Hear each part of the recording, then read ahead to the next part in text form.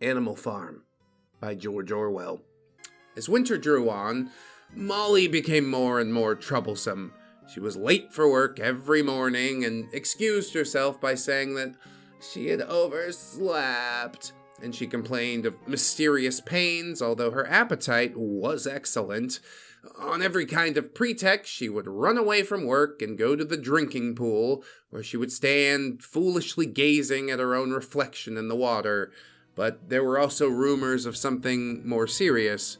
One day, as Molly strolled blithely into the yard, flirting her long tail and chewing at a stalk of hay, Clover took her aside.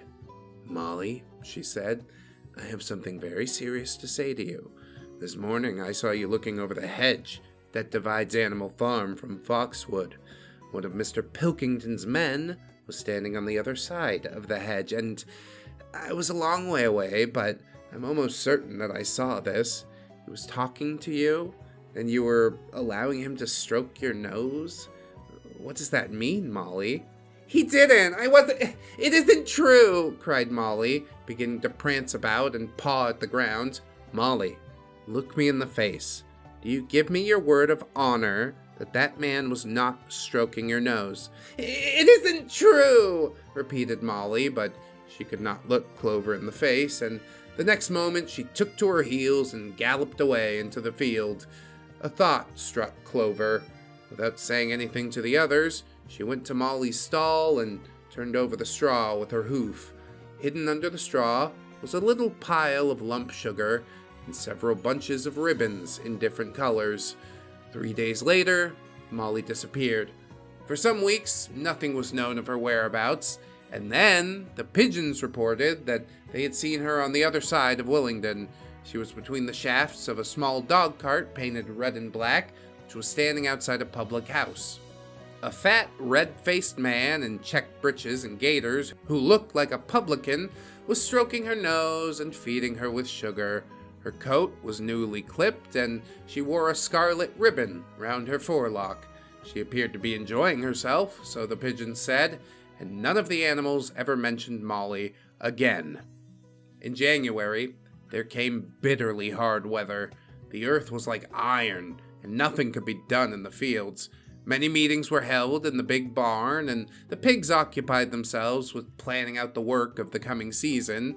It had come to be accepted that the pigs, who were manifestly cleverer than the other animals, should decide all questions of farm policy, though their decisions had to be ratified by a majority vote. This arrangement would have worked out well enough if it had not been for the disputes between Snowball and Napoleon. These two disagreed at every point where disagreement was possible. If one of them suggested sowing a bigger acreage with barley, the other was certain to demand a bigger acreage of oats. And if one of them said that such and such a field was just right for cabbages, the other would declare that it was useless for anything except root vegetables. Each had his own following, and there were some violent debates. At the meetings, Snowball often won over the majority with his brilliant speeches, but Napoleon was better at canvassing support for himself in the in-between times. He was especially successful with the sheep. Of late, the sheep had taken out to bleating, "4 legs good, 2 legs bad," both in and out of season, and they often interrupted the meeting with this. It was noticed that they were especially liable to break into 4 legs good, 2 legs bad at crucial moments in Snowball's speeches. Snowball had made a close study of some back numbers of the farmer and stock breeder which he had found in the farmhouse, and was full of plans for innovations and improvements. He talked learnedly about field drains, silage, and basic slag, and he had worked out a complicated scheme for all the animals to drop their dung directly into the fields at a different spot every day to save the labor of cartage. Napoleon produced no schemes of his own, but said quietly that Snowball's would come to nothing, and seemed to be biding his time. But of all their controversies, none was so bitter as the one that took place over the windmill. In the long pasture, not far from the farm buildings, there was a small knoll, which was the highest point on the farm. After studying the ground, Snowball declared that this was just the place for a windmill. which could be made to operate a dynamo and supply the farm with electrical power. This would light the stalls and warm them in the winter. It would also run a circular saw, chaff cutter, a mangle slicer, and an electric milking machine. The animals had never heard of anything of this kind before, for the farm was an old-fashioned one and had only the most primitive machinery, and they listened in astonishment while Snowball conjured up pictures of fantastic machines which would do all their work for them, while they grazed at ease in the fields or improved their minds with reading and conversation. Within a few weeks, Snowball's plans for the windmill were fully worked out. The mechanical details mostly came from 3 books which had belonged to Mr. Jones: 1,000 Useful Things to Do About the House, Every Man His Own Bricklayer, and Electricity for Beginners. Snowball used as his study a shed, which had once been used for incubators and had a smooth wooden floor suitable for drawing on, and he was closeted there for hours at a time, with his books held open by a stone and a piece of chalk gripped between the knuckles of his trotter. He would rapidly move to and fro, drawing in line after line and uttering little whimpers of excitement. Gradually, the plans grew into a complicated mass of cranks and cogwheels covering more than half the floor, which the other animals found completely unintelligible, but very impressive nonetheless. All of them came to look at Snowball's drawings at least once a day. Even the hens and ducks came and were at pains not to tread on the chalk marks. Only Napoleon held aloof. He had declared himself against the windmill from the start. One day, however, he arrived unexpectedly to examine the plans. He walked heavily around the shed, looked closely at every detail of the plans and snuffed at them once or twice, then stood for a little while, contemplating them out of the corner of his eye, and then suddenly he lifted his leg, urinated over the plans, and walked out without uttering a word. The whole farm was deeply divided on the subject of the windmill. Snowball did not deny that to build it would be a difficult business. Stone would have to be carried up and built into walls, and then the sails would have to be made, and after that there would be need for dynamos and cables. How these were to be procured, however, Snowball did not say, but he maintained that it could all be done within the year. And thereafter, he declared, so much labor would be saved that the animals would only need to work 3 days a week. Napoleon, on the other hand, argued that the great need of the moment was to increase food production, and that if they wasted time on the windmill, they would all starve. The animals formed themselves into 2 factions under the slogan, "Vote for Snowball and the 3-day week," and "Vote for Napoleon and the full manger." Benjamin was the only animal that did not side with either faction. He refused to believe either that food would become more plentiful or that the windmill would actually save any work. "Windmill or no windmill," he said, "life would go on as it always had gone on. That is, badly." Apart from the disputes over the windmill, there was the question of the defense of the farm. It was fully realized that though the human beings had been defeated in the Battle of the Cowshed, they might make another and more determined attempt to recapture the farm and reinstate Mr. Jones. They had all the more reason for doing so because the news of their defeat had spread across the countryside and made the animals on the neighboring farms more restive than ever. As usual, Snowball and Napoleon were in disagreement. According to Napoleon, what the animals must do was procure firearms and train themselves in the use of them. According to Snowball, they must send out more and more pigeons and stir up rebellion among the animals on the other farms. The one argued that if they could not defend themselves, they were bound to be conquered. The other argued that if rebellions happened everywhere, they would have no need to defend themselves.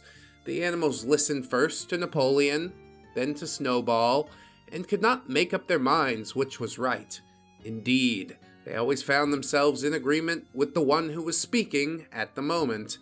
At last the day came when Snowball's plans were completed. At the meeting on the following Sunday, the question of whether or not to begin work on the windmill was to be put to a vote. When the animals had assembled in the big barn, Snowball stood up and, though occasionally interrupted by bleating from the sheep, he set forth his reasons for advocating the building of the windmill. Then Napoleon stood up to reply. He said very quietly that the windmill's nonsense, and then he advised nobody to vote for it, and he sat back down again. He had barely spoken for 30 seconds, and seemed almost indifferent as to the effect that he produced. At this, Snowball sprang to his feet and shouted down the sheep, who had begun bleating again, and he broke into a passionate appeal in favor of the windmill. Until now, the animals had been equally divided in their sympathies, but in a moment, Snowball's eloquence had carried them away. In glowing sentences, he painted a picture of Animal Farm as it might be when sordid labor was lifted from the animals' backs.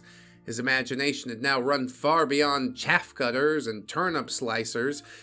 Electricity, he said, could operate threshing machines, plows, harrows, rollers, and reapers and binders, besides supplying every stall with its own electric light, hot and cold water, and an electric heater. By the time he had finished speaking, there was no doubt as to which way the vote would go. But, just at this moment, Napoleon stood up and, casting a peculiar, sidelong look at Snowball, uttered a high-pitched whimper of a kind that no one had ever heard him utter before. At this, there was a terrible baying sound outside, and 9 enormous dogs, wearing brass-studded collars, came bounding into the barn. They dashed straight for Snowball, who only sprang from his place just in time to escape their snapping jaws. In a moment, he was out the door, and the dogs were after them. Too amazed and frightened to speak, all the animals crowded through the door to watch the chase. Snowball was racing across the long pasture that led to the road. He was running as only a pig can, but the dogs were close on his heels. Suddenly he slipped, and it seemed certain that they had him. But then he was up again, running faster than ever. But the dogs were still gaining on him once more. One of them all but closed his jaws on Snowball's tail, but Snowball whisked it free just in time. Then he put on an extra spurt, and with a few inches to spare, slipped through a hole in the hedge and was seen no more. Silent and terrified, the animals crept back into the barn. In a moment, the dogs came bounding back. At first, no one had been able to imagine where these creatures had come from, but the problem was soon solved. They were the puppies whom Napoleon had taken away from their mothers and reared privately. Though not yet full grown, these were huge dogs, and as fierce-looking as wolves. They kept close to Napoleon. It was noticed that they wagged their tails to him in the same way as other dogs used to do to Mr. Jones. Napoleon, with the dogs following him, now mounted onto the raised portion of the floor, where Major had previously stood to deliver his speech, and he announced that from now on, the Sunday morning meetings would come to an end. They were unnecessary, he said, and wasted time. In future, all questions relating to the working of the farm would be settled by a special committee of pigs, provided over by himself, of course. These would meet in private and afterwards communicate their decisions to the others. The animals would still assemble on Sunday mornings to salute the flag, sing Beasts of England, and receive their orders for the week, but there would be no more debates. In spite of the shock that Snowball's expulsion had given them, the animals were dismayed by this announcement. Several of them would have protested if they could have found the right arguments. Even Boxer was vaguely troubled. He set his ears back, shook his forelock several times, and tried to marshal his thoughts, but in the end he could think of nothing to say. Some of the pigs themselves, however, were more articulate. 4 young porkers in the front row uttered shrill squeals of disapproval, and all 4 of them sprang to their feet and began speaking at once. But suddenly, the dogs sitting around Napoleon let out deep, menacing growls, and the pigs fell silent and sat down again. Then the sheep broke out with a tremendous bleating of 4 legs good, 2 legs bad, which went on for nearly a quarter of an hour and really put an end to any chance of actual discussion. Afterwards, Squealer was sent round the farm to explain the new arrangement to the others. Comrades, he said, I trust that every animal here appreciates the sacrifice that Comrade Napoleon has made in taking this extra labor upon himself. Do not imagine, comrades, that leadership is a pleasure.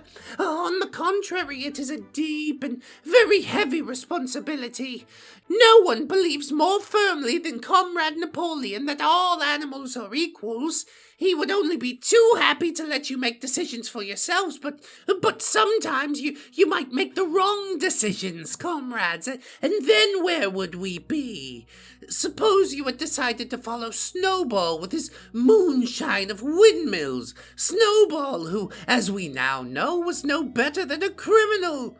He fought bravely at the Battle of the Cowshed, said somebody. Bravery's not important, said Squealer. Loyalty and obedience are more important. And as to the Battle of the Cowshed, I believe the time will come when we shall find that Snowball's part in it was much exaggerated. Discipline, comrades.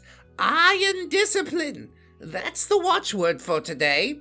One false step and our enemies would be upon us. Surely, comrades, you do not want Jones to come back? Once again, this argument was unanswerable. Certainly, the animals did not want Jones back.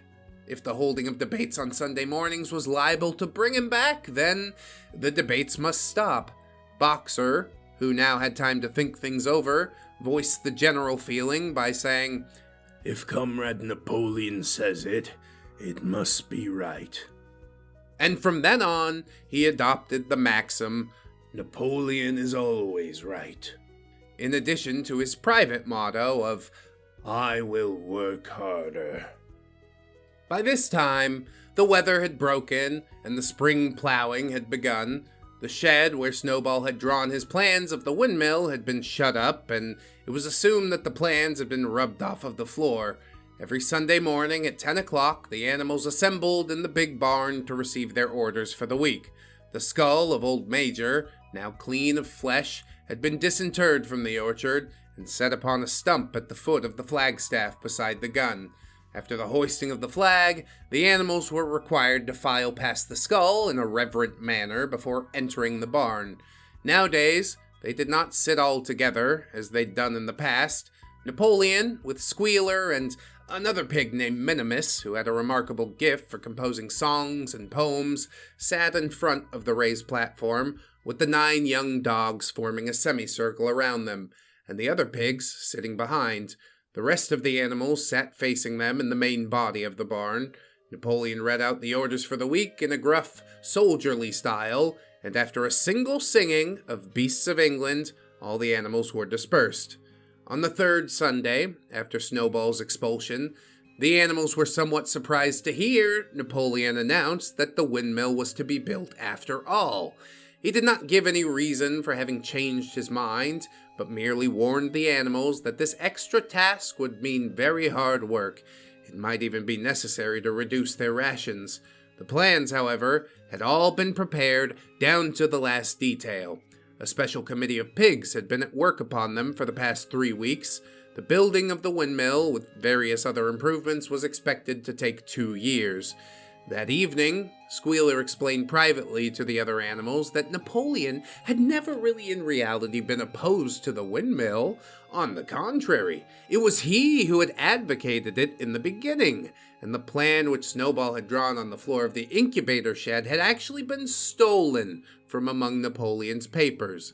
The windmill was, in fact, Napoleon's own creation. Why, then, asked somebody, had he spoken so strongly against it? Here, Squealer looked very sly. That, he said, was Napoleon Comrade's cunning. He had only seemed to oppose the windmill, simply as a maneuver to get rid of Snowball, who was a dangerous character and a bad influence. Now that Snowball was out of the way, the plan could go forward without his interference. This, said Squealer, was something called tactics, and he repeated it a number of times. "Tactics, comrade! Tactics!" skipping round and whisking his tail with a merry laugh. The animals were not certain what he meant, but Squealer spoke so persuasively, and the 3 dogs who happened to be with him growled so threateningly, that they accepted his explanation without any further questions. All that year, the animals worked like slaves, but they were happy in their work. They grudged no effort or sacrifice, well aware that everything they did was for the benefit of themselves and those of their kind who would come after them, and not for a pack of idle, thieving human beings. Throughout the spring and summer, they worked a 60-hour week, and in August, Napoleon announced that there would be work on Sunday afternoons as well. This work was strictly voluntary, but any animal who absented himself from it would reduce his rations by half. Even so, it was found necessary to leave certain tasks undone. The harvest was a little less successful than in the previous year, and 2 fields, which should have been sown with roots in the early summer, were not sown, because the plowing had not been completed early enough. It was possible to foresee that the coming winter would be a hard one. The windmill presented unexpected difficulties. There was a good quarry of limestone on the farm, and plenty of sand and cement had been found in one of the outhouses, so that all of the materials for building were at hand. But the problem the animals could not solve at first was how to break up the stone into pieces of suitable size. There seemed no way of doing this except with picks and crowbars, which no animal could use because no animal could stand on his hind legs. Only after weeks of vain effort did the right idea occur to somebody, namely to utilize the force of gravity. Huge boulders, far too big to be used as they were lying all over the bed of the quarry. The animals lashed ropes around these, and then all together, cows, horses, sheep, any animal that could lay hold of the rope, even the pigs sometimes joined in at critical moments, they dragged them with desperate slowness up the slope to the top of the quarry, where they toppled it over the edge to shatter to pieces below. Transporting the stone, when it was once broken, was comparatively simple. The horses carried it off in cartloads, the sheep dragged single blocks, even Muriel and Benjamin yoked themselves to an old governess cart and did their share. By late summer, a sufficient store of stone had been accumulated, and then the building began, under the superintendence of the pigs. But it was a slow, laborious process. Frequently, it took a whole day of exhausting effort to drag a single boulder to the top of the quarry, and sometimes, when it was pushed over the edge, it failed to break. Nothing could have been achieved without Boxer, whose strength seemed equal to that of all the rest of the animals put together. When the boulder began to slip and the animals cried out in despair of finding themselves dragged down the hill, it was always Boxer who strained himself against the rope and brought the boulder to a stop. To see him toiling up the slope, inch by inch, his breath coming fast, the tips of his hooves clawing at the ground, his great sides matted with sweat, filled everyone with admiration. Clover warned him sometimes to be careful, to not overstrain himself, but Boxer would never listen to her. His 2 slogans, "I will work harder," and "Napoleon is always right," seemed to him a sufficient answer to all problems. He had made arrangements with the cockerel to wake him 3/4 of an hour earlier in the mornings, instead of just a half hour, and in his spare moments, of which there were not many nowadays, he would go alone to the quarry, collect a load of unbroken stone, and drag it to the site of the windmill, unassisted. The animals were not badly off throughout the summer, in spite of the hardness of their work. If they had no more food than they had in Jones's day, well, at least they did not have less. The advantage of only having to feed themselves and not having to support 5 extravagant human beings as well was so great that it would have taken a lot of failures to outweigh it. And in many ways, the animal method of doing things was more efficient and saved labor. Such jobs as weeding, for instance, could be done with thoroughness impossible to human beings. And again, since no animal now stole, it was unnecessary to fence off pasture from arable land, which saved a lot of labor on the upkeep of hedges and gates. Nevertheless, as the summer wore on, various unforeseen shortages began to make themselves felt. There was need of paraffin oil, nails, string, dog biscuits, and iron for the horse's shoes, none of which could be produced on the farm. Later, there would also be need for seeds and artificial manures, besides various tools, and finally, the machinery for the windmill. How were these to be procured? No one was able to imagine. One Sunday morning, when the animals had assembled to receive their orders, Napoleon announced that he had decided upon a new policy. From now onwards, Animal Farm would engage in trade with the neighboring farms. Not, of course, for any commercial purpose, but simply to obtain certain materials which were urgently necessary. The needs of the windmill must override everything else, he said. He was therefore making arrangements to sell a stack of hay and part of the current year's wheat crop, and later on, if more money was needed, it was to be made up by the sale of eggs, for which there was always a market in Willingdon. The hens, said Napoleon, should welcome this sacrifice as their own special contribution toward the building of the windmill. Once again, the animals were conscious of a vague uneasiness, never to have any dealings with human beings, never to engage in trade, never to make use of money. Had these not been among the earliest resolutions passed at that first triumphant meeting after Jones was expelled? All the animals remembered passing such resolutions, or at least they thought they remembered it.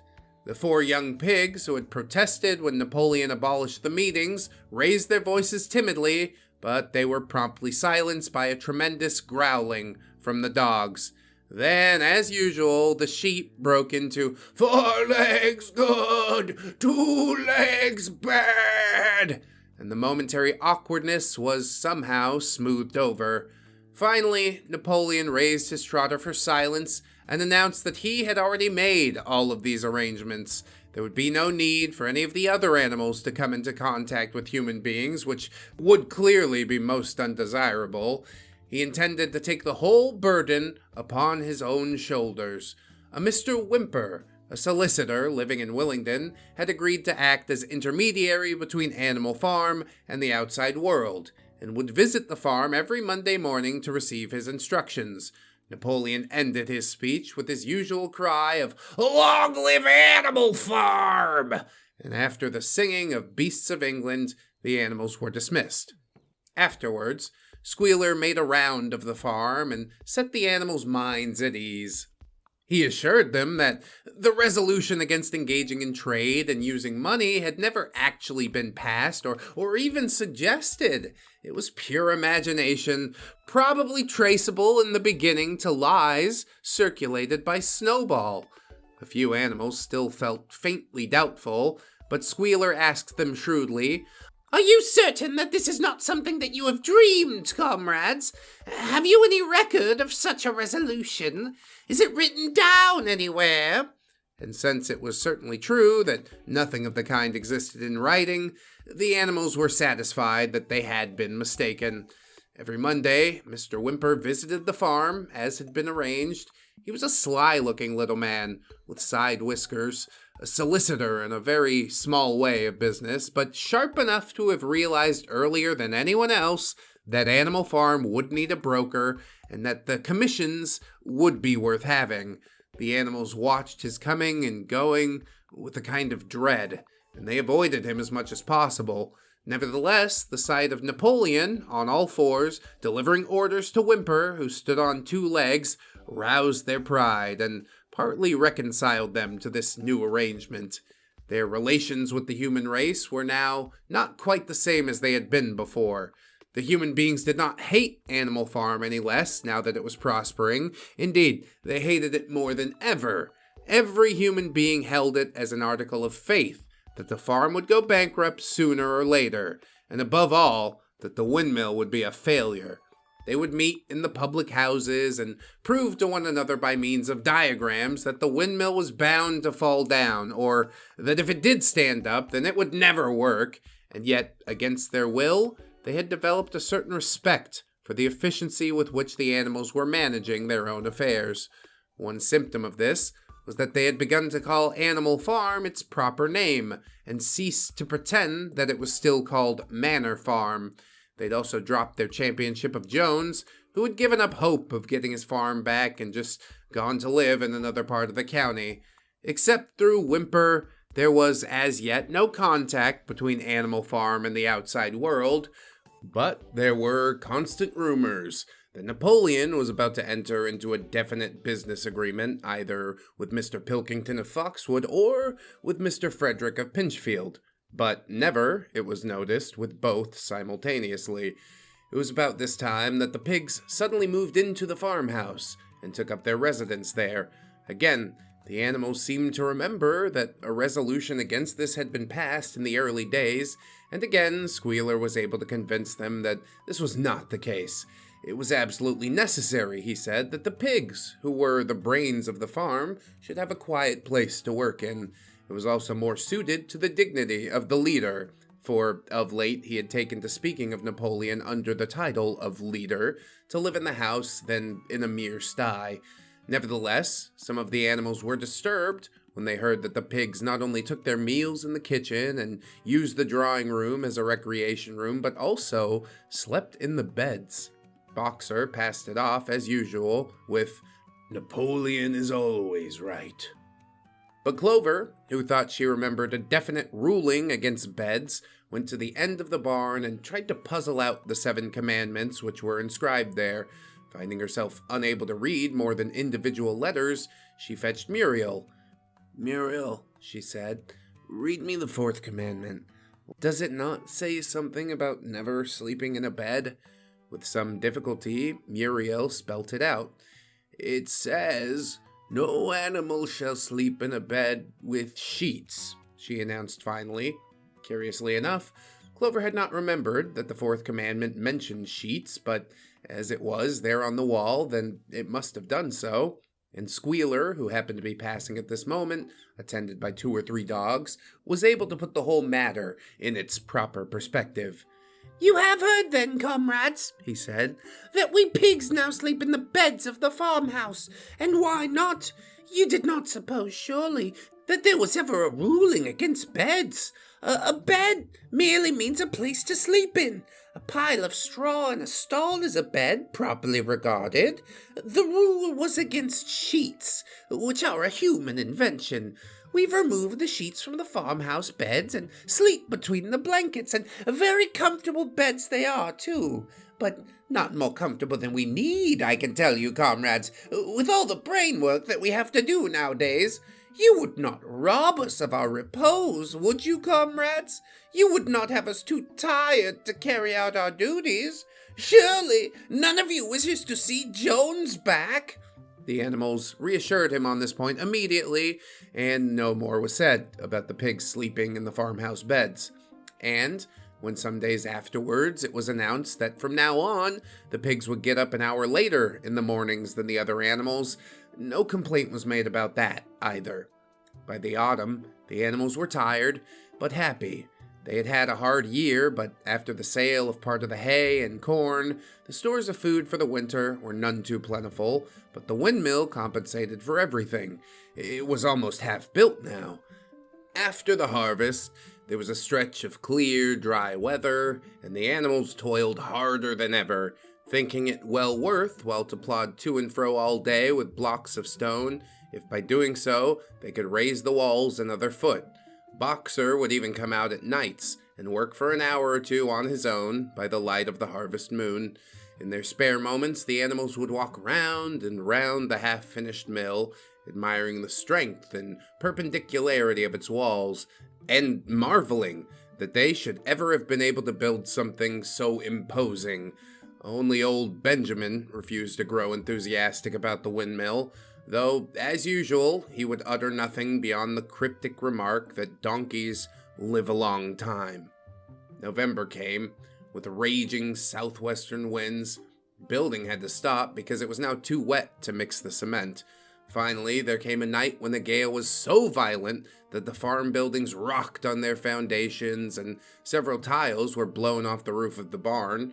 The hens woke up squawking with terror because they had all dreamed simultaneously of hearing a gun go off in the distance. In the morning, the animals came out of their stalls to find that the flagstaff had been blown down. and that an elm tree at the foot of the orchard had been plucked up like a radish. They had just noticed this when a cry of despair broke from every animal's throat. A terrible sight had met their eyes. The windmill was in ruins. With one accord, they dashed down to the spot. Napoleon, who seldom moved out of a walk, raced ahead of all of them. And yes, there it lay, the fruit of all their struggles, leveled to its foundations. The stones that they had broken and carried so laboriously scattered all around. Unable at first to speak, they stood, gazing mournfully at the litter of fallen stone. Napoleon paced to and fro, in silence, occasionally snuffing at the ground. His tail had grown rigid and twitched sharply from side to side, a sign in him of intense mental activity. Suddenly he halted, as though his mind were made up. Comrades, he said quietly, do you know who's responsible for this? Do you know the enemy who has come in the night and overthrown our windmill? Snowball! He suddenly roared in a voice of thunder. Snowball has done this thing. It's sheer malignity. Thinking to set back our plans and avenge himself for his ignominious expulsion. This traitor has crept here under the cover of night and destroyed our work of nearly a year. Comrades, here and now I pronounce the death sentence upon Snowball. Animal hero, second class, and a half a bushel of apples to any animal who brings him to justice. A full bushel to anyone who captures him alive. The animals were shocked beyond measure to learn that even Snowball could be guilty of such an action. There was a cry of indignation, and everyone began thinking out ways of catching Snowball if he should ever come back. Almost immediately, the footprints of a pig were discovered in the grass at a little distance from the knoll. They could only be traced for a few yards, but appeared to lead to a hole in the hedge. Napoleon snuffed deeply at them and pronounced them to be Snowball's. He gave it as his opinion that Snowball had probably come from the direction of Foxwood Farm. No more delays, comrades, cried Napoleon when the footprints had been examined. There's work to be done. This very morning we begin rebuilding the windmill, and we'll build all through the winter, rain or shine. That'll teach that miserable traitor that he can't undo our work so easily. Remember, comrades, there must be no alteration in our plans. They shall be carried out to the day. Forward, comrades! Long live the windmill, and long live Animal Farm! And indeed, it was a bitter winter. The stormy weather was followed by sleet and snow, and then by a hard frost, which did not break until well into February.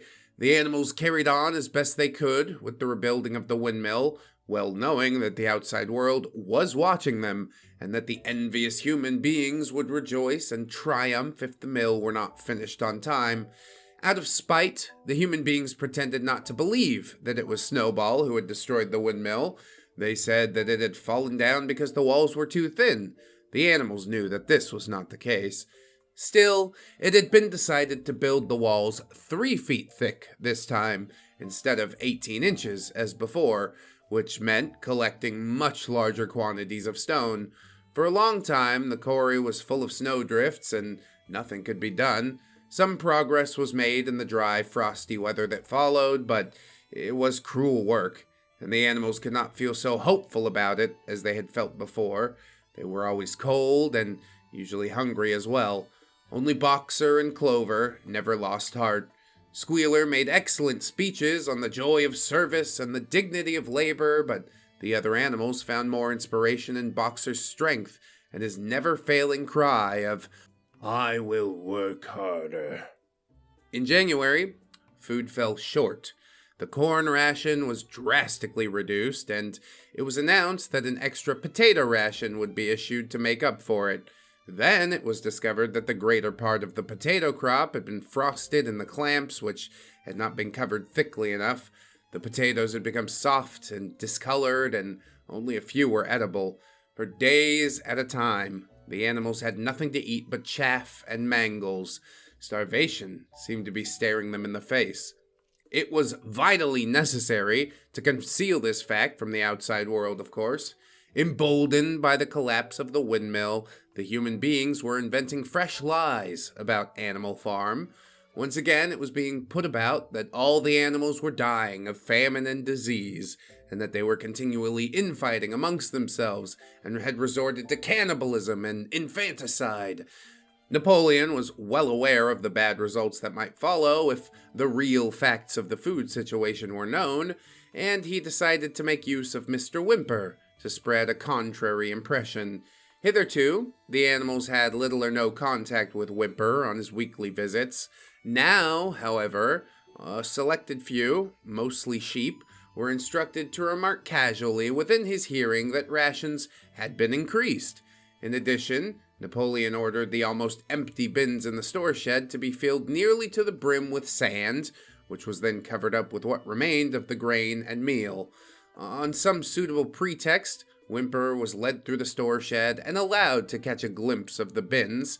He was deceived, and continued to report to the outside world that there was no food shortage on Animal Farm.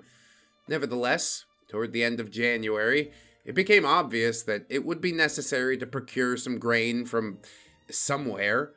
In those days, Napoleon rarely appeared in public, but spent all his time in the farmhouse, which was guarded at each door by fierce-looking dogs. When he did emerge, it was in a ceremonial manner, with an escort of 6 dogs who surrounded him closely and growled if anyone came too near. Frequently, he did not even appear on Sunday mornings, but issued his orders through one of the other pigs, usually Squealer. One Sunday morning, Squealer announced that the hens, who had just come in to lay again, must surrender their eggs. Napoleon had accepted, through Whymper, a contract for 400 eggs a week. The price of these would pay for enough grain and meal to keep the farm going until summer came on and conditions were easier. When the hens heard this, they raised a terrible outcry. They had been warned earlier that this sacrifice might be necessary, but they'd not believed that it would truly happen.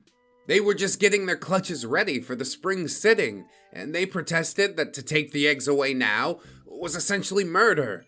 For the first time since the expulsion of Jones, there was something resembling a rebellion. Led by 3 young black Minorca pullets, the hens made up a determined effort to thwart Napoleon's wishes. Their method was to fly up into the rafters, and there lay their eggs, which would smash to pieces on the floor. Napoleon acted swiftly and ruthlessly. He ordered the hens' rations to be stopped, and decreed that any animal giving so much as a grain of corn to a hen should be punished by death. The dogs saw to it that these orders were carried out. For 5 days the hens held out, and then they capitulated and went back to their nesting boxes. 9 hens had died in the meantime. Their bodies were buried in the orchard, and it was given out that they had died of coccidiosis. Whymper heard nothing of this affair, and the eggs were duly delivered, a grocer's van driving up to the farm once a week to take them away. All this while no more had been seen of Snowball. He was rumored to be hiding on one of the neighboring farms, either Foxwood or Pinchfield. Napoleon was by this time on slightly better terms with the other farmers than before. It happened that there was in the yard a pile of timber, which had been stacked there 10 years earlier when a beech spinney was cleared. It was well seasoned, and Whymper had advised Napoleon to sell it. Both Mr. Pilkington and Mr. Frederick were anxious to buy it. Napoleon was hesitating between the two, unable to make up his mind. It was noticed that whenever he seemed on the point of coming to an agreement with Frederick, Snowball was declared to be hiding at Foxwood, while, when he inclined toward Pilkington, Snowball was said to be at Pinchfield. Suddenly, early in the spring, an alarming thing was discovered. Snowball was secretly frequenting the farm by night. The animals were so disturbed, they could hardly sleep in their stalls. Every night, it was said, he came creeping under the cover of darkness and performed all kinds of mischief. He stole the corn, he upset the milk pails, he broke the eggs, trampled the seed beds, he gnawed the bark off the fruit trees. Whenever anything went wrong, it became usual to attribute it to Snowball. If a window was broken or a drain blocked up, someone was certain to say that Snowball had come in the night and done it. And when the key to the store shed was lost, the whole farm was convinced that Snowball must have thrown it down the well. Curiously enough, they went on believing this even after the mislaid key was found under a sack of meal. The cows declared unanimously that Snowball crept into their stalls and milked them in their sleep. The rats, which had been troublesome that winter, were also said to be in league with Snowball. Napoleon decreed that there should be a full investigation into Snowball's activities. With his dogs in attendance, he set out and made a careful tour of inspection of the farm buildings, the other animals following at a respectful distance. At every few steps, Napoleon stopped and snuffed the ground for traces of Snowball's footsteps, which he said he could detect by the smell. He snuffed in every corner, in the barn, in the cowshed, in the hen houses, in the vegetable garden, and he found traces of Snowball almost everywhere. He would put his snout to the ground, give several deep sniffs, and exclaim in a terrible voice, Snowball, he's been here. I can smell him distinctly. And at the word Snowball, all the dogs let out blood-curdling growls and showed their side teeth. The animals were thoroughly frightened. It seemed to them as though Snowball were some kind of invisible influence, pervading the air about them and menacing them with all kinds of dangers. In the evening, Squealer called them together, and with an alarmed expression on his face, told them that he had some serious news to report. "Comrades!" cried Squealer, making his nervous little skips. "A most terrible thing has been discovered. Snowball has sold himself to Frederick of Pinchfield Farm, who's even now plotting to attack us and take our farm away from us. Snowball is to act as his guide when the attack begins. But there's worse than that. We had thought that Snowball's rebellion was caused simply by his vanity and ambition, but we were wrong, comrades. Do you know what the real reason was? Snowball was in league with Jones from the very start. He was Jones's secret agent all the time. It's only been proven by documents which he has left behind, and which we have only just discovered. To my mind, this explains a great deal, comrades. Did we not see for ourselves how he attempted, fortunately without success, to have us defeated and destroyed at the Battle of the Cowshed?" The animals were stupefied. This was a wickedness far outdoing Snowball's destruction of the windmill, but it was some minutes before they could fully take it all in. They all remembered, or thought they remembered, how they had seen Snowball charging ahead of them at the Battle of the Cowshed, how he had rallied and encouraged them at every turn, and how he had not paused for an instant, even when the pellets from Jones's gun had wounded his back. At first, it was a little difficult to see how this fit in with his being on Jones's side. Even Boxer, who seldom asked questions, was puzzled. He lay down, tucked his 4 hooves beneath him, shut his eyes, and with a hard effort managed to formulate his thoughts. "I do not believe that," he said. "Snowball fought bravely at the Battle of the Cowshed. I saw him myself.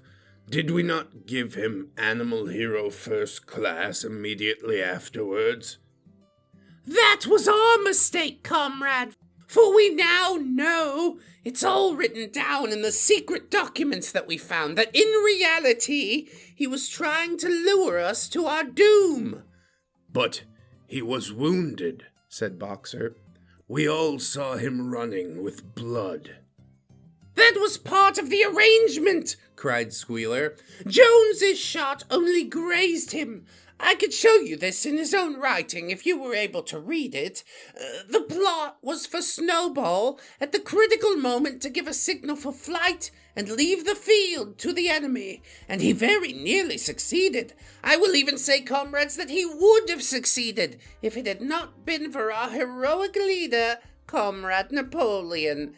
Do you not remember how, just at the moment when Jones and his men had gotten inside the yard, Snowball suddenly turned and fled, and many animals followed him? And do you not remember, too, that it was just at that moment, when panic was spreading and all seemed lost, that Comrade Napoleon sprang forth with a cry of "Death to humanity!" and sank his teeth into Jones's leg? Surely you remember that, comrades? Exclaimed Squealer, frisking from side to side. Now, when Squealer described the scene so graphically, it seemed to the animals that they did remember it. At any rate, they remembered the critical moment of the battle that Snowball had turned to flee, but Boxer was still a little uneasy. I do not believe that Snowball was a traitor at the beginning, he said finally. What he has done since is different, but I believe that at the Battle of the Cowshed, he was a good comrade. Our leader, Comrade Napoleon, announced Squealer, speaking very slowly and firmly, has stated categorically, comrade, that Snowball was Jones's agent from the very beginning. Yes, and from long before the rebellion was ever thought of. Ah, that is different, said Boxer. If Comrade Napoleon says it, then it must be right. That is the true spirit, comrade, cried Squealer, but it was noticed that he cast a very ugly look at Boxer with his little twinkling eyes. He turned to go, then paused and added impressively, I warn every animal on this farm to keep his eyes very wide open, for we have reason to think that some of Snowball's secret agents are lurking among us at this moment. 4 days later, in the late afternoon, Napoleon ordered all the animals to assemble in the yard. When they were all gathered together, Napoleon emerged from the farmhouse wearing both of his medals, for he had recently awarded himself Animal Hero First Class and Animal Hero Second Class, with his huge 9 dogs frisking round him and uttering growls that sent shivers down all the animals' spines. They all cowered silently in their places, seeming to know in advance that some terrible thing was about to happen. Napoleon stood sternly, surveying his audience.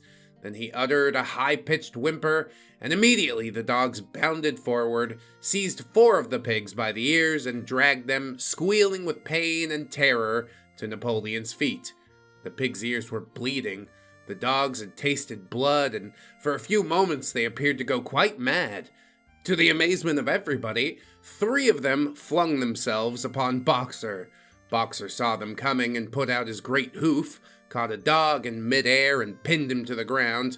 The dog shrieked for mercy, and the other 2 fled, with their tails between their legs.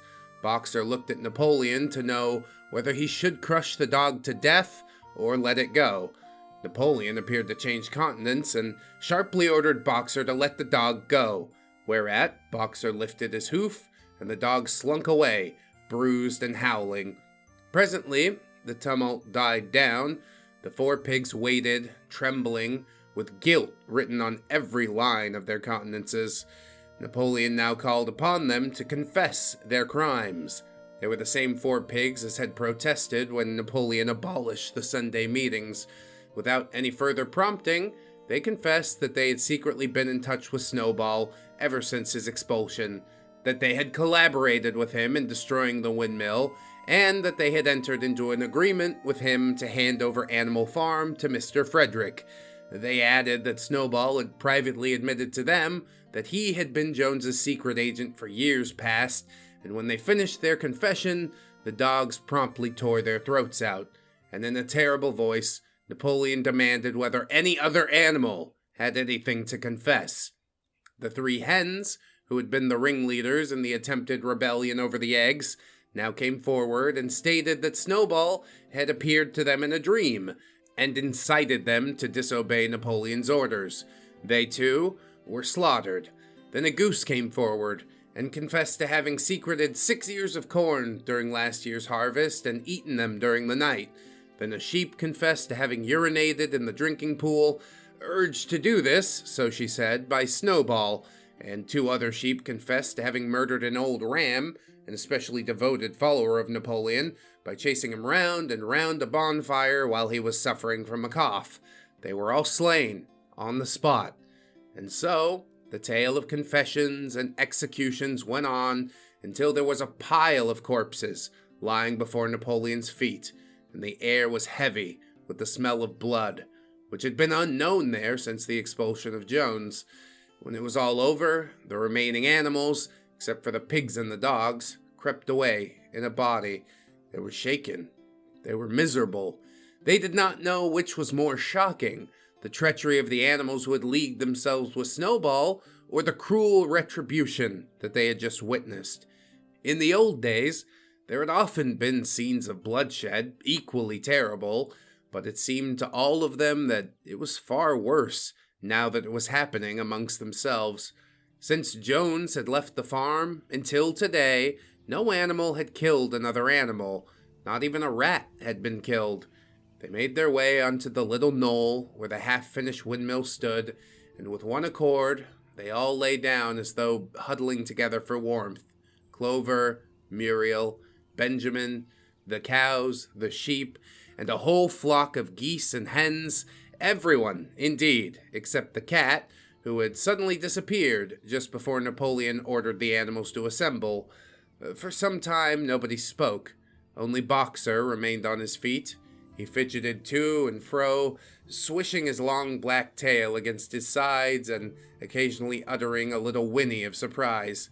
And finally, he said it. "I do not understand. I would not have believed that such things could happen on our farm. It must be due to some fault in ourselves.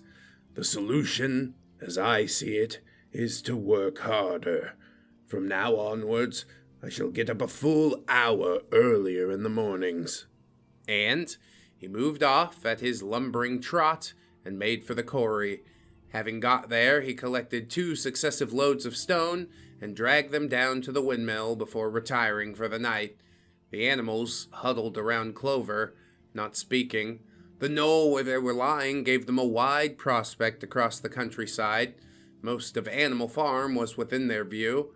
The long pasture stretching down to the main road, the hayfield, the spinney, the drinking pool, the plowed fields where the young wheat was thick and green, and the red roofs of the farm buildings with the smoke curling from the chimneys.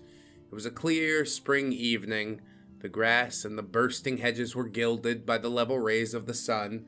Never had the farm, and with a kind of surprise they remembered that it was their own farm, every inch of it their own property, appeared to the animals so desirable a place. As Clover looked down the hillside, her eyes filled with tears. If she could have spoken her thoughts, it would have been to say that this was not what they had aimed at when they had set themselves years ago to work for the overthrow of the human race. These scenes of terror and slaughter were not what they had looked forward to on that night when old Major first stirred them to rebellion. If she herself had had any picture of the future, it had been of a society of animals set free from hunger and the whip, all equal, each working according to his own capacity, the strong protecting the weak, as she had protected the lost brood of ducklings with her foreleg on the night of Major's speech. Instead, she did not know why, they had come to a time where no one dared to speak his mind, when fierce, growling dogs roamed everywhere, and when you had to watch your comrades torn to pieces after confessing to shocking crimes. There was no thought of rebellion or disobedience in her mind. She knew that even as things were, they were far better off than they had been in the days of Jones, and that before all else it was needful to prevent the return of the human beings. Whatever happened, she would remain faithful, work hard, carry out the orders that were given to her, and accept the leadership of Napoleon. But still, it was not for this that she and all the other animals had hoped and toiled. It was not for this that they had built the windmill and faced the bullets of Jones's gun. Such were her thoughts, though she lacked the words to truly express them. At last, feeling this to be in some way a substitute for the words that she was unable to find, she began to sing Beasts of England. The other animals sitting round her took it up, and they sang it 3 times over, very tunefully, but slowly and mournfully, in a way that they had never sung it before. They had just finished singing it for the third time when Squealer, attended by 2 dogs, approached them with the air of having something important to say. He announced that by a special decree of Comrade Napoleon, Beasts of England had been abolished. From now onwards, it was forbidden to sing it. The animals were taken aback. "Why?" cried Muriel. "It's no longer needed, comrade," said Squealer stiffly. "Beasts of England was the song of the rebellion, but the rebellion is now completed. The execution of the traitors this afternoon was the final act. The enemy, both external and internal, has been defeated.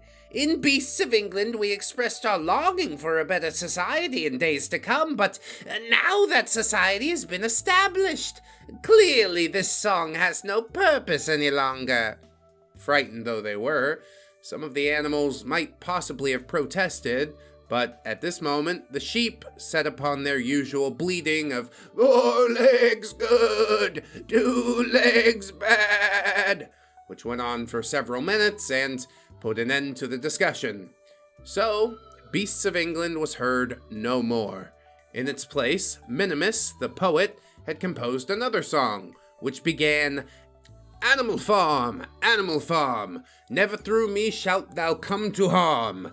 And this was sung every Sunday morning after the hoisting of the flag. But somehow, neither the words nor the tune ever seemed to the animals to compare to Beasts of England.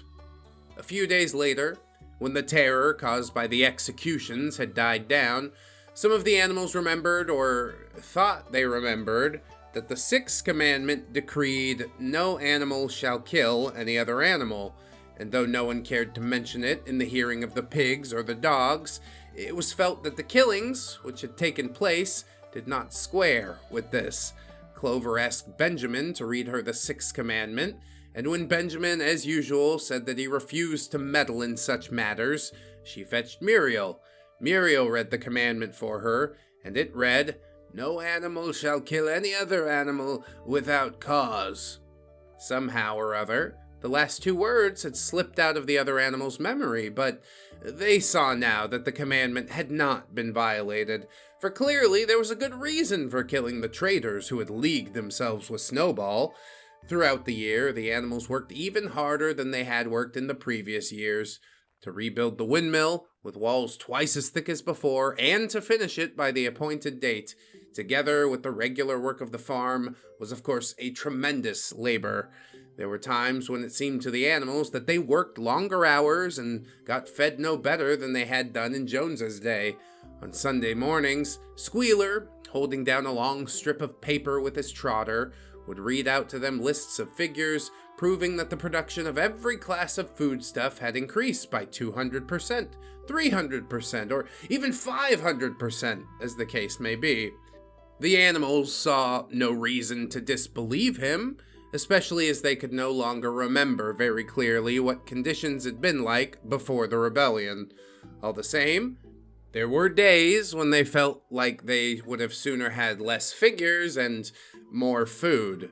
All orders were now issued through Squealer or one of the other pigs.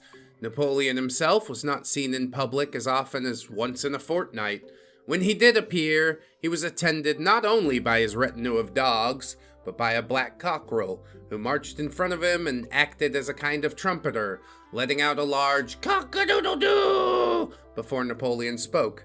Even in the farmhouse, it was said, Napoleon inhabited separate apartments from the others. He took his meals alone, with 2 dogs to wait upon him, and always ate from the Crown Derby dinner service, which had been in the glass cupboard in the drawing room. It was also announced that the gun would be fired every year on Napoleon's birthday, as well as on the other 2 anniversaries. Napoleon was now never spoken of simply as Napoleon. He was referred to in formal styles, such as our leader, Comrade Napoleon. And thus, pigs liked to invent for him such titles as Father of all animals, Terror of mankind, Protector of the sheepfold, Duckling's friend, and the like.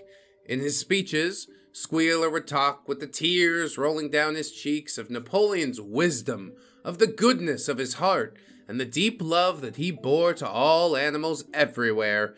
even and especially the unhappy animals who still lived in ignorance and slavery on the other farms.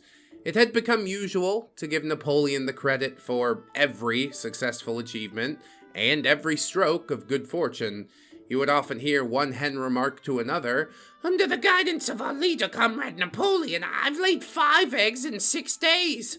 Or two cows enjoying a drink at a pool would exclaim, "Thanks to the leadership of Comrade Napoleon, how excellent this water tastes."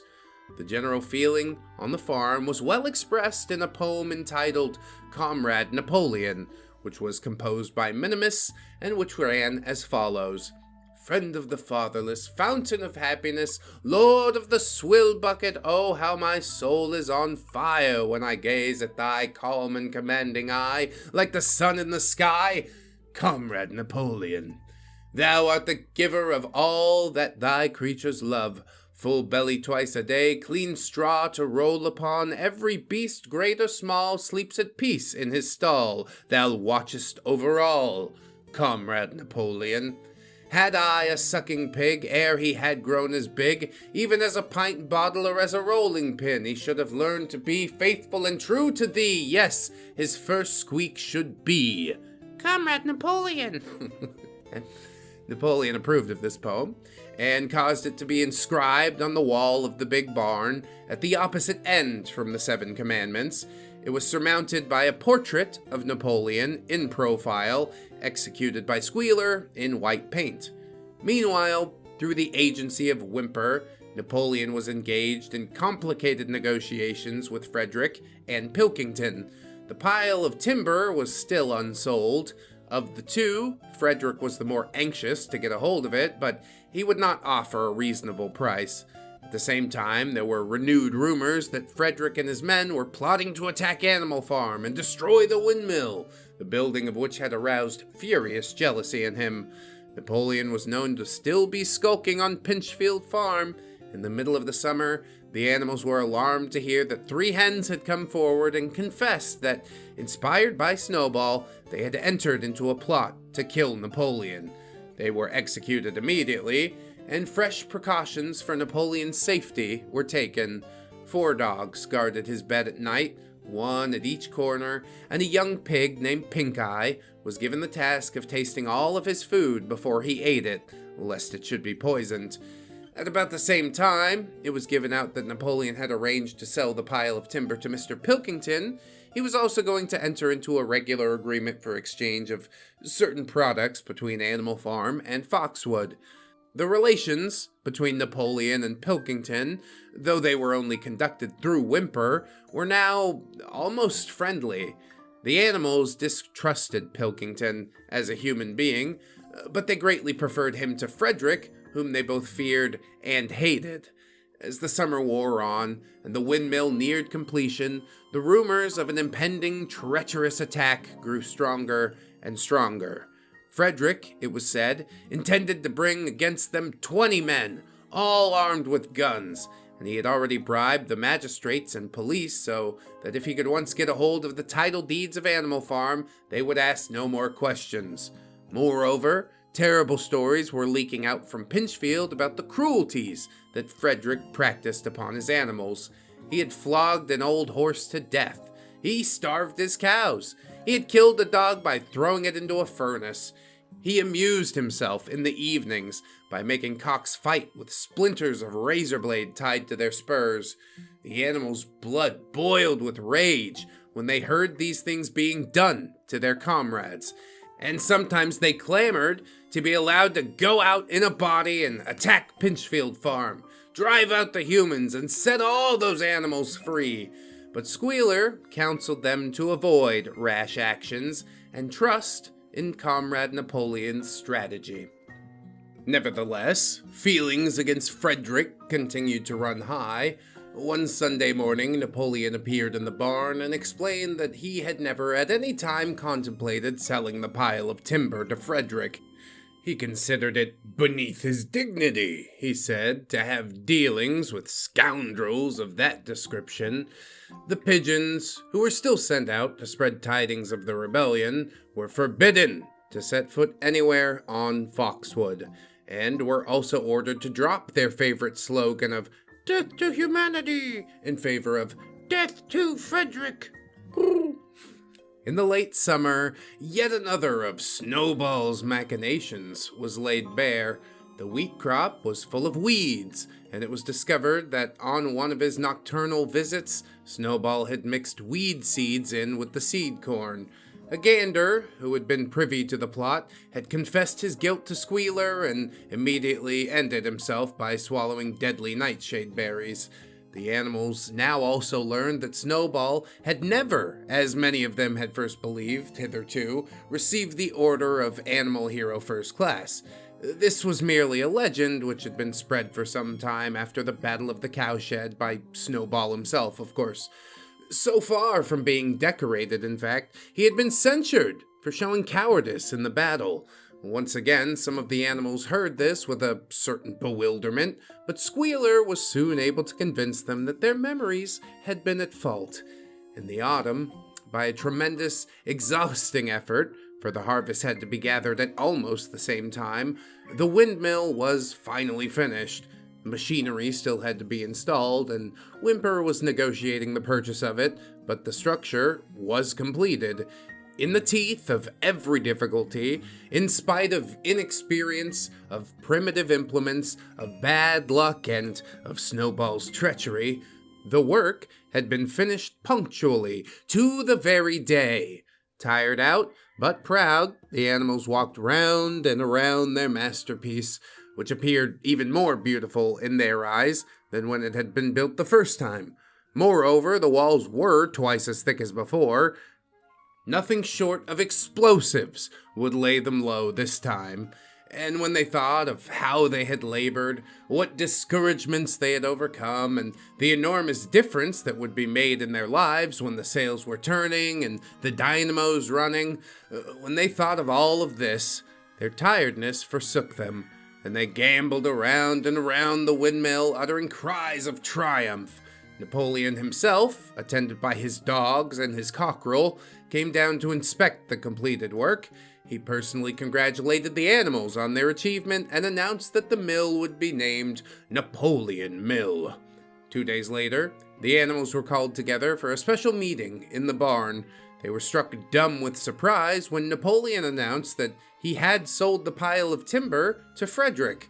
Tomorrow, Frederick's wagons would arrive and begin carting it away. Throughout the whole period of his seeming friendship with Pilkington, Napoleon had really been in secret agreement with Frederick. All relations with Foxwood had been broken off, insulting messages had been sent to Pilkington, the pigeons had been told to avoid Pinchfield Farm and to alter their slogan from "Death to Frederick" to "Death to Pilkington." At the same time, Napoleon assured the animals that the stories of an impending attack on Animal Farm were completely untrue, and that the tales about Frederick's cruelty to his own animals, well, it had probably been greatly exaggerated. All these rumors had probably originated with Snowball and his agents, and it now appeared that Snowball was not after all hiding on Pinchfield Farm, and in fact had never been there in his life. He was living in considerable luxury, so it was said, at Foxwood, and had in reality been a pensioner of Pilkington for years past. The pigs were in ecstasies over Napoleon's cunning. By seeming to be friendly with Pilkington, he had forced Frederick to raise his price by 12 pounds. But the superior quality of Napoleon's mind, said Squealer, was shown in the fact that he trusted nobody, not even Frederick. Frederick had wanted to pay for the timber with something called a check, which it seemed was a piece of paper with a promise to pay written upon it, but Napoleon was too clever for him. He had demanded payment in real 5-pound notes, which were to be handed over before the timber was removed. Already Frederick had paid up, and the sum he had paid was just enough to buy the machinery for the windmill. Meanwhile, the timber was being carted away at high speed. When it was all gone, another special meeting was held in the barn for the animals to inspect Frederick's banknotes. Smiling beatifically and wearing both his decorations, Napoleon reposed on a bed of straw on the platform, with the money at his side, neatly piled on a china dish from the farmhouse. The animals filed slowly past, and each gazed his fill, and Boxer, put out his nose to sniff at the banknotes, and the flimsy white thing stirred and rustled in his mighty breath. 3 days later, there was a terrible hullabaloo. Whimper, his face deadly pale, came racing up the path on his bicycle, flung it down in the yard, and rushed straight into the farmhouse. The next moment, a choking roar of rage sounded from Napoleon's apartments. The news of what had happened spread round the farm like wildfire. The banknotes were forgeries. Frederick had got the timber for nothing. Napoleon called the animals together immediately and, in a terrible voice, pronounced the death sentence upon Frederick. When captured, he said, Frederick should be boiled alive. At the same time, he warned them that after this treacherous deed, the worst was to be expected. Frederick and his men might make their long-expected attack at any moment. Sentinels were placed at all approaches to the farm. In addition, 4 pigeons were sent to Foxwood with a conciliatory message, which it hoped might re-establish good relations with Pilkington. The very next morning, the attack came. The animals were at breakfast when the lookouts came racing in with the news that Frederick and his followers had already come through the 5-barred gate. Boldly enough, the animals sallied forth to meet them, but this time they did not have the easy victory that they had had in the Battle of the Cowshed. There were 15 men, with half a dozen guns between them, and they opened fire as soon as they got within 50 yards.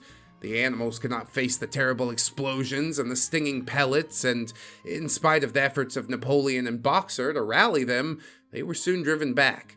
A number of them were already wounded. They took refuge in the farm buildings and peeped cautiously out from knotholes. The whole of the big pasture, including the windmill, was in the hands of the enemy. For the moment, even Napoleon seemed at a loss. He paced up and down without a word, his tail rigid and twitching. Wistful glances were sent in the direction of Foxwood. If Pilkington and his men would help them, this day might be yet won. But at this moment, the 4 pigeons, who had been sent out on the day before, returned, one of them bearing a scrap of paper from Pilkington. On it was penciled the words, "Serves you right." Meanwhile, Frederick and his men had halted about the windmill. The animals watched them, and a murmur of dismay went around. 2 of the men had produced a crowbar and a sledgehammer. They were going to knock the windmill down. "Impossible!" cried Napoleon. "We've built the walls far too thick for that. They couldn't knock it down within a week. Courage, comrades!" But Benjamin was watching the movements of the men intently. The 2 with the hammer and the crowbar were drilling a hole near the base of the windmill, slowly and with an air almost of amusement. Benjamin nodded his long muzzle. "I thought so," he said. "Do you not see what they're doing? In another moment, they're going to pack blasting powder into that hole." Terrified, the animals waited. It was impossible now to venture out of the shelter of the buildings. After a few minutes, the men were seen to be running in all directions, and then there was a deafening roar. The pigeons swirled into the air, and all the animals, except Napoleon, flung themselves flat on their bellies and hid their faces. When they got up again, a huge cloud of black smoke was hanging where the windmill had been. Slowly, the breeze drifted away. The windmill had ceased to exist. At this sight, the animals' courage returned to them. The fear and despair that they had felt a moment earlier were drowned in their rage against this vile, contemptible act. A mighty cry for vengeance went up, and without waiting for further orders, they charged forth in a body and made straight for the enemy. This time, they did not heed the cruel pellets that swept over them like hail. It was a savage and bitter battle. The men fired again and again, and when the animals got to close quarters, they lashed out with their sticks and their heavy boots. A cow, 3 sheep, and 2 geese were killed, and nearly everyone was wounded. Even Napoleon, who was directing operations from the rear, had the tip of his tail chipped by a pellet. But the men did not go unscathed either. 3 of them had their heads broken by blows from Boxer's hooves. Another was gored in the belly by a cow's horn. Another had his trousers nearly torn off by Jessie and Bluebell. And when the 9 dogs of Napoleon's own bodyguard, whom he had instructed to make a detour under the cover of the hedge, suddenly appeared on the men's flank, baying ferociously, panic overtook them. They saw that they were in danger of being surrounded. Frederick shouted to his men to get out while the going was good, and the next moment, the cowardly enemy was running for dear life. The animals chased them down, right to the bottom of the field, and got some last kicks in at them as they forced their way through the thorn hedge. They had won, but they were weary and bleeding. Slowly, they began to limp back toward the farm. The sight of their dead comrades stretched upon the grass moved some of them to tears, and for a little while, they halted in sorrowful silence at the place where the windmill had once stood. Yes, it was gone. Almost the last trace of their labor was gone. Even the foundations were partially destroyed, and in rebuilding it, they couldn't this time, as before, make use of the falling stones.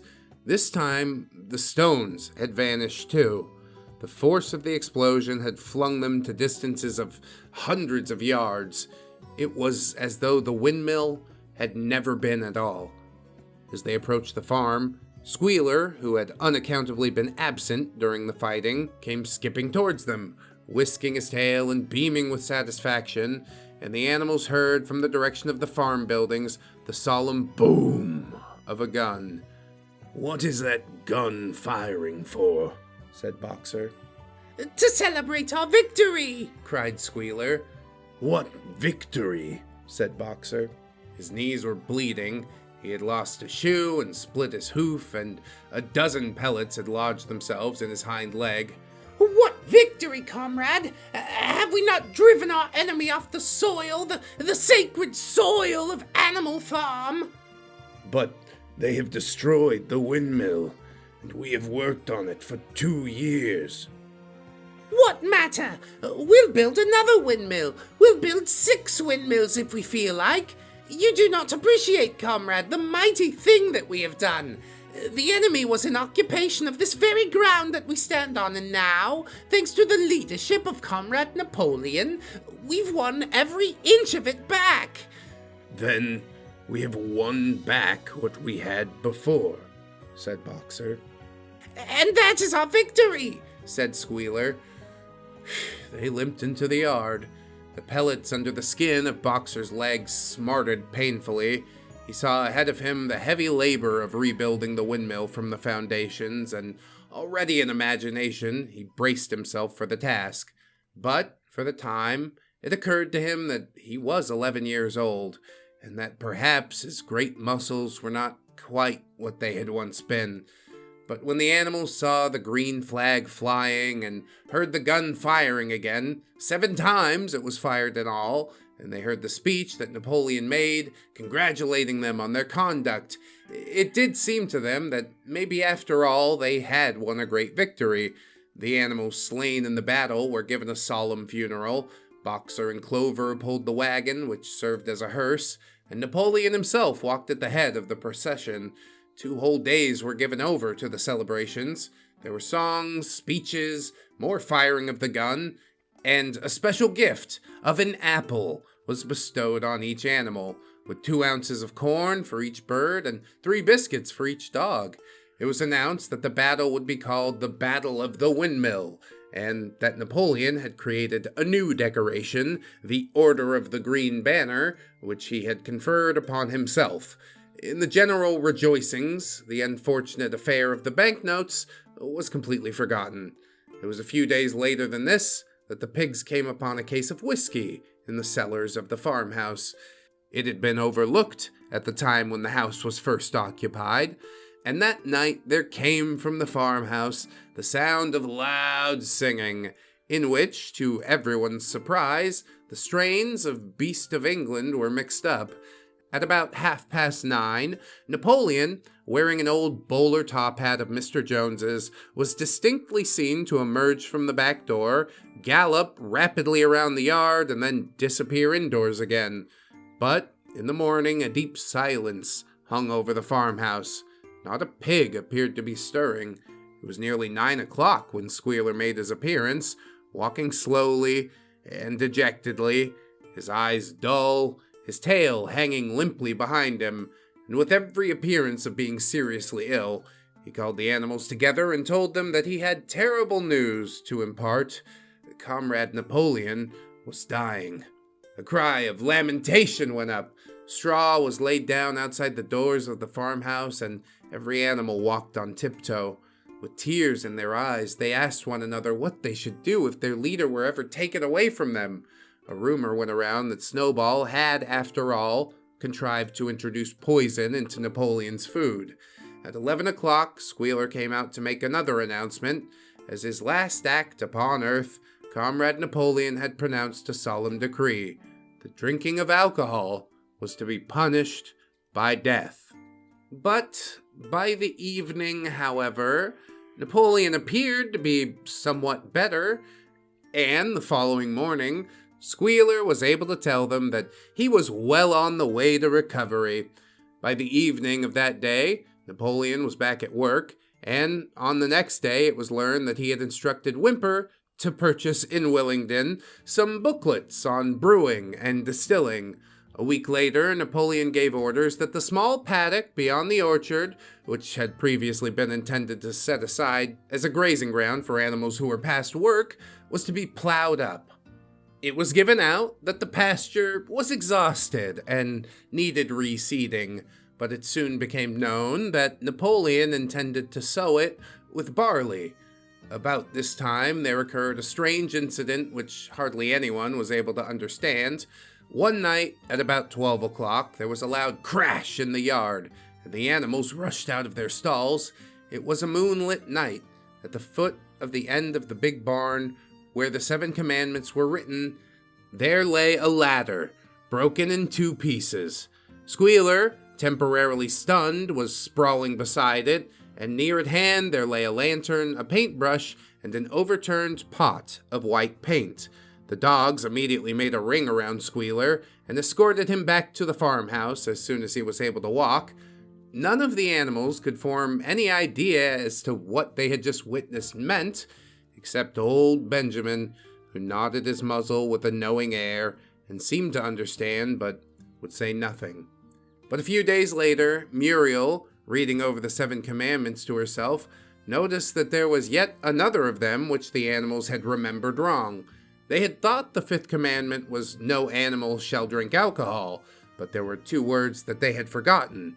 Actually, the commandment read, no animal shall drink alcohol to excess. If you would like to hear more content like this, I hope you'll consider supporting the channel on Patreon or YouTube memberships. We've also got a 4th wall if you'd like some merch. I do appreciate you so much for spending your time with me today. Look forward to the next episode quite soon. And of course, always remember, friends, that you are loved, you are worthy, you definitely deserve it, and I shall see you in the next one. So until then, bye-bye.